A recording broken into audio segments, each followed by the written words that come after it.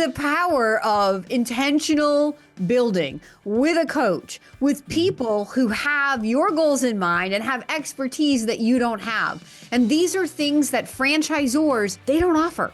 This is not their job, right? Their job was to give you the startup package, to get you out of the gate, to help you remain relevant to the competition in the market, but not to help you build the life of your dreams through your business.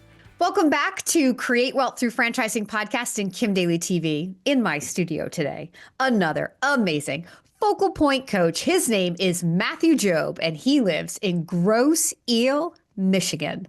Matt, welcome to the studio of Kim Daly TV. Kim, thanks for having me. It's a pleasure to be here. It is a pleasure to meet you. You are in a seat that many of your fellow franchisee colleagues have sat in and done an amazing job just giving all kinds of great coaching advice, sharing their knowledge and their amazingness with my followers. And we appreciate it so much. In this episode, we want to talk about intentional ownership, and we want to start at the end.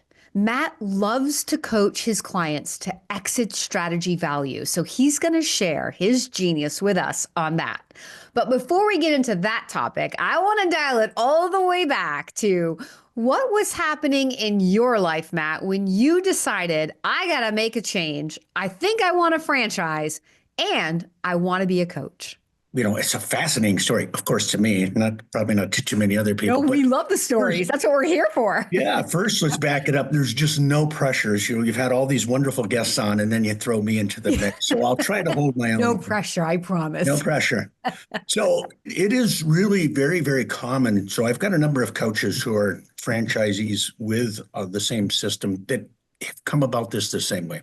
So we've worked at corporate America, or we've created our own little space for someone else. We've created wealth and we've grown businesses. We've created these wonderful teams. And then the next year we have to start it all over, but we get a 20% increase. So that was kind of the path that I'd taken for many, many years. I did take an early buyout with a wonderful Japanese company that was very, very generous. And 10 years ago, it's 11 years ago now, I really knew that, it wasn't time for retirement. I mean, there's only so much golf you can do. And, you know, I'm still super young. Okay, that's a stretch a little bit. But I knew that I wanted to really start my own thing, really build something for myself. This was going to be the last thing. I'm not going to go take another job. I'm not going to try to build something for someone else. I wanted to build something for myself. Now, I have in the past started a couple of companies, and I know what it takes to start them. I know the content creation. I also knew that I wanted to mentor and coach. That's kind of what separated me in my previous iterations, my previous career. So it kind of just fell into position here. Hey, I don't want to create it. So franchise makes a ton of sense, right? You know, take the shortcut, don't reinvent the wheel. I also knew that I wanted to mentor and coach. That's the why of why I do what I do.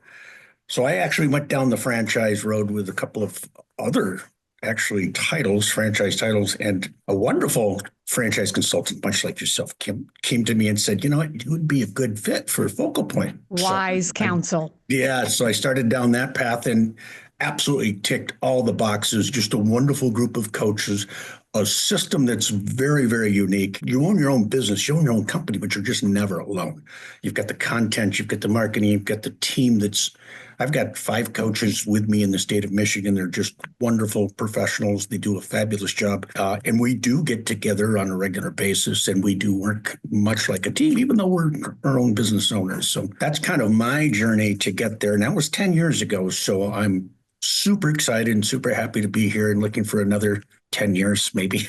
So now he decides to become a Focal Point coach, and congratulations on a decade as a franchisee. I'm sure that's a whole episode in and of itself. Oh, yeah. But let's dive into what you really love to talk about, which I love to talk about as well. I talk about intentional ownership from the perspective of really learning how to master your day-to-day activities that are essential to moving your business forward. It's kind of mindset coaching. That's really what I really excel at, Matt. But I love the niche that you bring, which is exit strategy planning, because I think there's too many franchisees out there and even people exploring franchises who don't have a picture yet of what they could build and sell. They don't even know that they could sell it at the end. And so they leave potentially the greatest ROI in the whole thing off the table when they're exploring.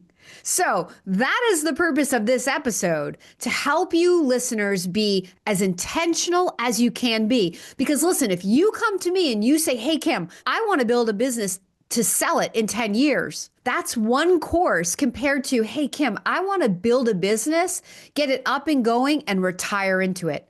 That could be potentially very different industries and concepts. So beginning with the end in mind is very important. So with that set up, Matt, let's dive into, when should somebody start to think about building toward exit, and what should they begin to think about? Yeah, so that is a great setup, by the way. Thank you for that. So, building to sell is a concept that most entrepreneurs really aren't thinking about. They're thinking about building, they're driving their passion, they're driving their expertise. So many times the business owners are, this is their lifestyle. This is their kind of their baby. So they're really not positioning for that transition to exit out of it. Really, the short drop dead date is going to be 5 years before you're even thinking about selling. But the reality is you should build your business with the end in mind, period. You start your business, I don't care if you've got 20 years left in the tank. Your business should be created, started, and positioned with the transition and the end in mind. If you do that, you're going to have a much more profitable business. You're going to have a business that's definitely worth a lot more. You want to have a position of people wanting your business as opposed to you needing to sell your business. I see both ends of the spectrum. I've got current clients who are on both ends of the spectrum. I've got a client that just had unfortunate, death in the ownership, and we're looking at kind of this fast recovery of how we can get as much out of this business with this tragedy that's coming up. And there was no plan for this. You just couldn't see it happening, number one, but there was no plan for it. So now we're kind of unpacking and doing as much as we can in a short amount of time to get the most value out of it.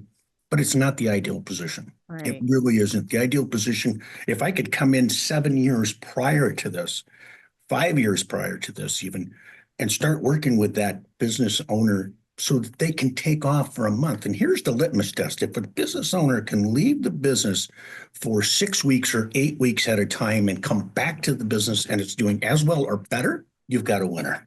It's as easy as. And then the owner may say, well, if it's doing that good, why would I even need to sell it, Matt? Exactly. But that's the beauty of it. It gives you options. You don't have to. I'm not saying you need to build your business to sell. I need you to build your business so that it's sellable, that it's worth more value, and you can really take that trip into the sunset.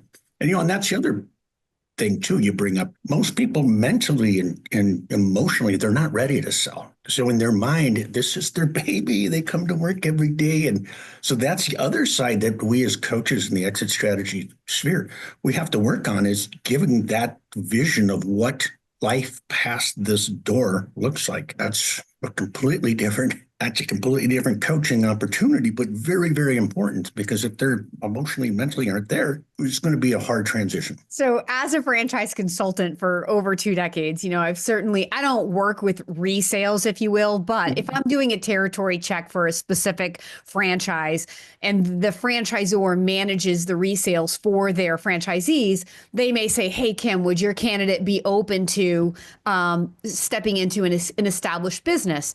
I'll say, okay, great, let me ask. And oftentimes people love that idea because they feel like that's going to help buy down the learning curve for them. And I don't know if that's entirely true. That, again, that's a whole nother episode. But the point is that so many times when we get involved in these resales, I just sit here and cringe because these owners have no tax returns ready. They have no valuation that they can factually like say, this is why I'm asking for this amount of money. Right. It's an emotional fire sale to your point. Like something happened. I got to get rid of the business. I'm ready to take the loss. Okay. Why would you ever do that?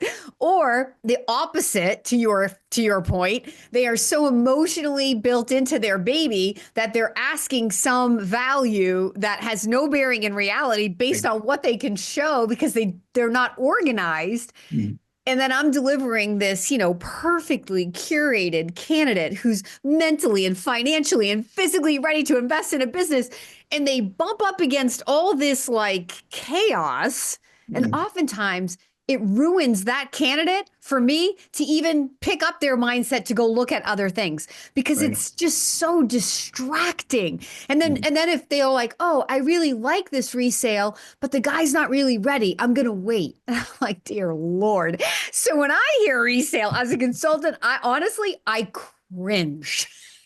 I would love it if there were more coaches out there working even just within franchising at helping owners from day one back into what do you want to build through this, with this, what kind of value do you want to build and sell. And look, if you're like initially, hey, I think I want to do this for 5 to 7 years and then sell it, and you get there and you're having the time of your life, more power to you, keep Right. going, right? But if you had planned to do it for 10 years and at 7 years you're like, you're like, all right, I can make it 3 more years to get the value that Matt told me. Right. Well, I mean, essentially, there's three types of buyers. I mean, it's really very, very basic. Every buyer falls into one of three groups. And if you're tractable, or if you're really have your business poised so that it's attractive to all three buyers, obviously you've opened yourself up to, even more offers, but not just more offers, you're better offers and better terms. And the other side of this is even if you're not ready to necessarily ride off into the sunset, there are plenty of buyers out there who want you to stay on. Yeah. They would love to have you stay on in some type of capacity. So you could make that transition, sell the business, get that capital that you need out of the business, and still show up and be buddies with, the guy in the dock or some of your favorite clients out there. Some people would love that. So there are opportunities for all types of sellers and all types of buyers out there. We just have to make sure that we are putting ourselves into the position that we're attractive to everybody out there. I love that. I love that you even know exactly that there are 3 different types of buyers and then how to make your business appeal to all 3 of those. Like that's genius right there. So it makes me want to ask the question. So when we think about a resale value, are there trends in the market? Like do certain types of businesses sell for certain valuations over others? Or is it really based on the health of the business and the health of the economy? Or how does this, in a rough way, how does an evaluation come about? Yeah, so that's a good question. So, and first and foremost, there are plenty of business valuation offers out there. Now, there are some free ones that you'll see online, and really, oftentimes you get what you pay for. So it's going to be a loose valuation. But the reality is, most businesses will have a multiplier of their EBITDA, of their profitability. So that'll be the standard. So you'll have a specific type. If it's a construction company, it might be 3.5 times EBITDA would be the average. Now, if your company is well run, and again, I can leave and go away for 2 months and come back and it's running on all cylinders, your EBITDA is probably going to be, your multiplier is probably going to be a little bit higher. So what we look to do is we look to increase the multiplier, but we also look to increase the profitability. So it kind of works on 2 different levers. So not only are we trying to increase the profit, say for $1 million, your profitability for the year, we'll obviously try to get as much as we could over that $1 million. But more importantly, if it's a 3 or 4 times multiple, if I can raise that value 200,000, let's think of the multiplier, 200 times 4 or even 200 times 5. We're talking some, $1 million here, $1 million there. Next thing you know, it's real money, right? This is real money. So what I love about this is it's always time for money or money for time. So you're right. Like the more the new owner coming in sees that he doesn't have to put in his time, the more money he's willing to put up for that business. So that I love that. But did you listeners hear what he's saying? Like, I mean, it makes me smile from ear to ear. So He knows how to help you get multiple offers, right, from different types of buyers because it's all intentional. He knows how to help you increase the profitability of your business so you have a better valuation and then increase the multiplier on that better evaluation. I mean, this is the power of intentional building with a coach, with people who have your goals in mind and have expertise that you don't have. And these are things that franchisors, they don't offer.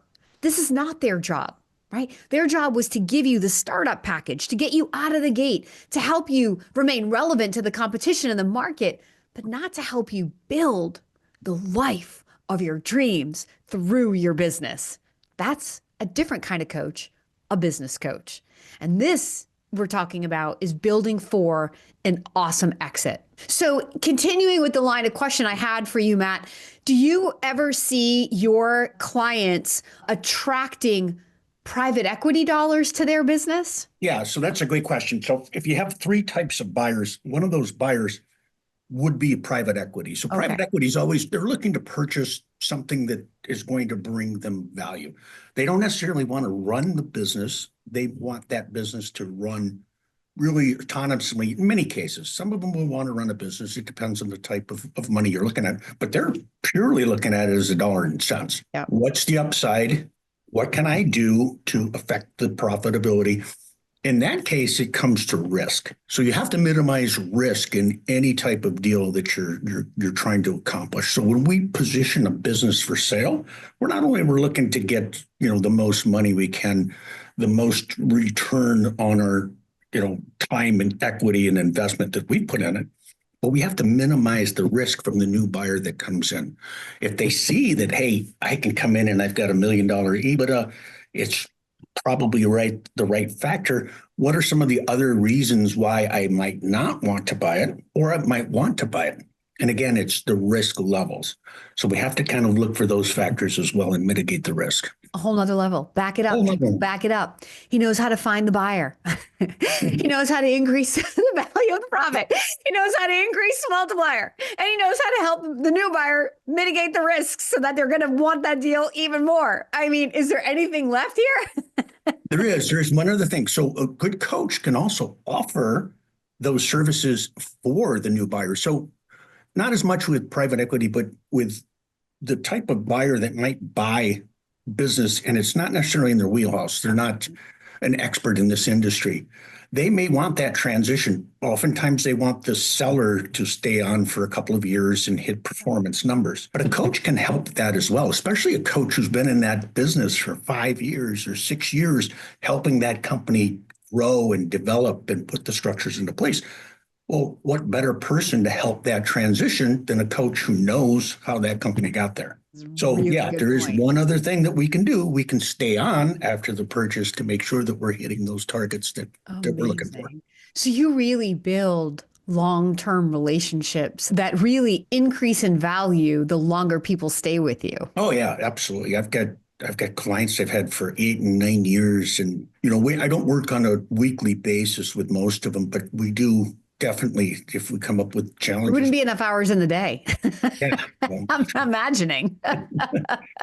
But yeah, you're right. I mean, those relationships, that's what's gold in this industry, and love it. It's unbelievable. Like, I just love, because I think that candidates out there, especially who've never owned a business, and going back to how we started, you're at the fork in the road and you're thinking, am I qualified to do this? How am I going to be successful? What we want you to hear is that the support is here for you. Number one, through the franchisor that I help you, Kim Daly, aligns to your goals and your interests and your finances and those core skills that you bring. But then beyond the franchisor, who's there to help guide and nurture you out of the gate and through training and getting you up and profitable, there are people like Matt, business coaches, and Kim Daly, who can help you, especially be as intentional as you desire to be. Ultimately, having stood at the edge of the cliff, if you will, for 22 years with thousands of people, trying to say yes to their dream, I will tell you that every single candidate is looking for control. They want control over their time, their financial future, the legacy for their children, who they spend their time with, don't spend their time with, meetings they don't have to go to, meetings they want to go to, right? It's all control. Laugh with me if you're listening, because this could be you. And so then the hardest leap to make is into this unknown where you've never owned a business, giving up all the control that you know with a salary and a pension or whatever, 401k matching and a job you could do in your sleep. And you're giving all of that up for this unknown. So in this one episode, you see it's not so unknown. It's unknown to you, but there are people here to meet you. We can be your safety net to help you land and to bounce softly, but to get back to the knowing of control. That's the key part. It's the biggest difference between being an entrepreneur and a franchisepreneur, and it's the biggest difference between going it alone and hiring someone like Matt, who can be that coach with you. Sometimes on a weekly basis, monthly basis, quarterly basis, maybe annual basis. But if this episode has inspired you and you believe that this fork in the road that you feel yourself at today is calling you to make a different turn, I want you to follow the link right now. Okay? And I will be the first one to meet you. But we're also going to put Matt's website address in the description below. Because if he's inspired you, and you're like, I can't do it until I know I've put him on retainer and he's going to be my coach. You may not have to do that until you get through training with a franchise, but you may want to do that. That's why I interview people like him, so that you know he's out there. He's a resource. He's non-territory based. So he can work with you. If you want him to be your coach, he can be your guy. So I want to wrap this up, Matthew, by going back to your story. So you stood at the fork in the road and you knew you wanted to be a coach. You knew you did it enough for other people. You wanted control. You wanted to do something that you could get up and be passionate about. And here you are 10, 11 years later, living that dream. Clients you said you've had for 8 to 9 years. So bring us home in a full circle moment and tell us how gratifying or satisfying is the quality of the life that you have today because you made this one decision a decade ago. Well, and that's why we're here, right? So first and foremost, let me go back to that 10 years. I actually went down the path of Discovery Day with a different product completely. And it wasn't until I actually ran into a wonderful franchise consultant. If you're listening out there, franchise consultants work for you. They don't work for me. They don't work for the label, the name out there. They don't get paid by you. They get paid by the companies to serve you. So definitely seek out a high quality franchise consultant. It's worth every single dollar. And Kim's absolutely wonderful. She's got all the titles out there, but most importantly, she'll know your story and be able to tell you, here are some options I feel are going to be best for you. So that first and foremost is the most important thing. What is your why? Why do you want to do what it is that you're seeking out? And do you have the ability to do it? And does franchising make sense? So with me, I knew, I tell this story. I opened Best Buy stores in the great state of Michigan 100 years ago. We won't go into that too much, but I was stopped in my local Kroger by two guys who had asked me who I was. And I'm like, yeah, okay, guilty. I didn't know if they were going to serve me with papers or what. I was pretty confident that wasn't the case, but they were. As long as they weren't stopping you at like gunpoint. And they weren't stopping me at gunpoint. But the beauty of it was they actually had worked for me like 35 plus years ago at Best Buy. It was crazy. I'd hired these guys as supervisors, and I was their manager and their leader. And they told me the impact that I made on their lives, and that they were talking about me just the week prior to football.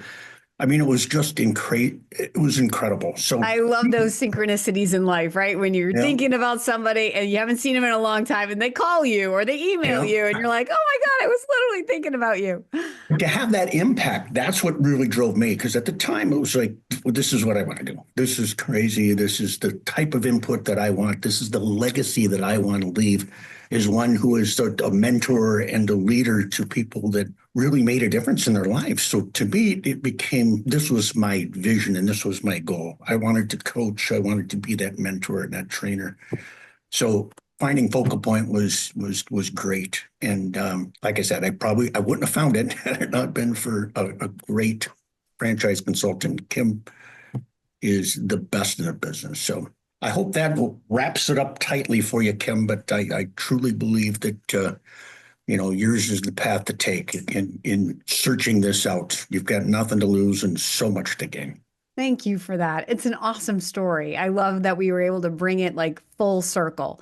That's what I love about Focal Point coaches. They're not just business owners. They have a story just like you, the listener. They were in that same path. I was in that same path. We all have a story. If you are listening to this episode because you too have taken a buyout and you're thinking, what's next? I'm not putting myself back into another corporate job. I'm too young to retire.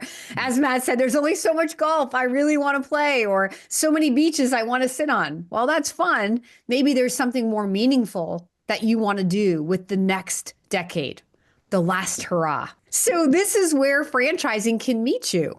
Franchising is so much more than just food and retail. It doesn't have to look like Jersey Mike's or Chick-fil-A. Most people don't want all of that.